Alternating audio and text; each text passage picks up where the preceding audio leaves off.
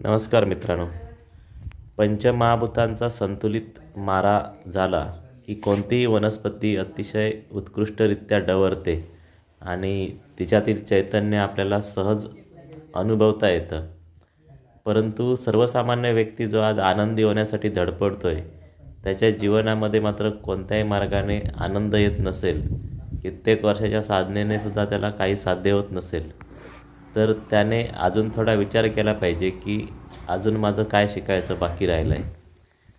अनेक गोष्टी असू शकतात, पण त्यापैकी थोडक्यात एक विषय सांगतो की कमीत कमी आपल्या देहामध्ये असणारी जी सुप्त शक्ती आहे, ज्याला आपण कुंडलिनी शक्ती म्हणतो, ती जर बॅलन्स असेल, योग्य प्रमाणात जागृत असेल आणि आपली पंच महाभूतं ह्या सप्तचक्रामधून व्यवस्थित प्रवाहित होत असतील, तर आपल्या जीवनामध्ये थोडीशी बहार येऊ शकते. त्यासाठी सगळ्यांनी जरूर प्रयत्न